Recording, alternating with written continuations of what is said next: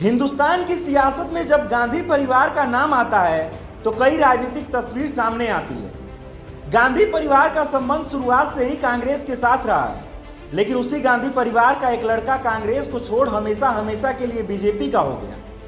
लेकिन मौजूदा समय में ना तो उसका जल्दी किसी मुद्दे पर बयान आता है और न ही जल्दी वह टीवी चैनलों पर दिखाई देता है। राजनीति में दिलचस्पी रखने वाले सभी समझ गए होंगे कि हम किसकी बात कर रहे हैं।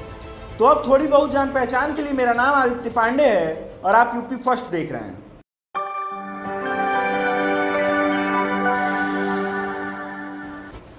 भाजपा में दूसरी पार्टियों से आए नेताओं के उदय के बीच कई पुराने नेता सियासी तौर पर हाशिए पे ढकेले जा चुके हैं। खासकर पार्टी में मोदी शाह के हाई कमांड कल्चर के आने के बाद से।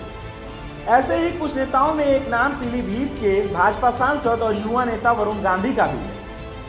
उत्तर प्रदेश की राजनीति में एक वक्त हिंदुत्व के सबसे बड़े चेहरों में से एक रहे वरुण गांधी संजय गांधी और मेनका गांधी के बेटे हैं। वरुण ने अपने राजनीतिक कैरियर की शुरुआत ताई सोनिया गांधी के खिलाफ की थी। मेनका गांधी ने इंदिरा गांधी के रहते हुए ही घर छोड़ दिया था।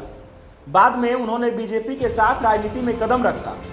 बीजेपी को भी सोनिया की काट के लिए कोई नेता चाहिए था और ऐसे में परिवार की बहू से बेहतर कौन हो सकता था। मेनका गांधी के बाद उनके बेटे वरुण ने भी राजनीति में एंट्री की और देखते ही देखते बीजेपी के बड़े नेताओं में शामिल हो गए।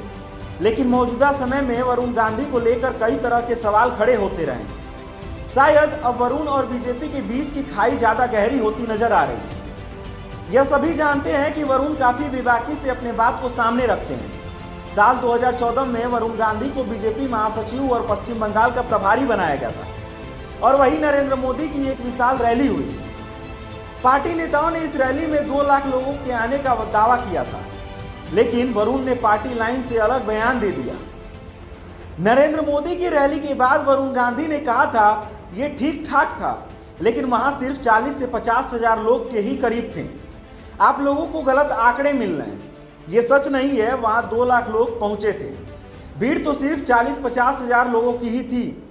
साल 2014 के लोकसभा चुनाव में बीजेपी के ऐतिहासिक बहुमत मिला और प्रधानमंत्री की कुर्सी पर नरेंद्र मोदी विराजमान हो गए। इसके बाद मेनका गांधी को कैबिनेट मंत्री बनाया गया, लेकिन वरुण को बागी तेवर दिखाने का अंजाम भुगतना पड़ा। चुनाव के बाद अमित शाह को बीजेपी का अध्यक्ष बना दिया गया। पार्टी में परिवार के एक सदस्य को एक पद का हवाला देते हुए वरुण गांधी को बीजेपी महासचिव के पद से हटा दिया गया। इसके बाद वरुण और पार्टी के शीर्ष नेताओं के बीच की दूरी बढ़ती चली गई। इसके अलावा वरुण गांधी के नाम में भी गांधी है, लेकिन बीजेपी नेता इसके खिलाफ खुलकर बोलते रहे। पार्टी में वरुण गांधी को बड़ा पद देने में पार्टी को दिक्कतों का सामना करना पड़ता रहा है।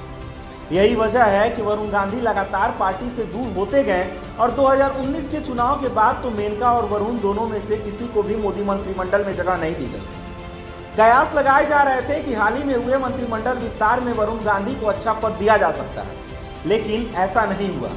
अब ये देखना काफी दिलचस्प होगा कि वरुण गांधी का राजनीतिक कैरियर किस तरफ जाता है। धन्यवाद।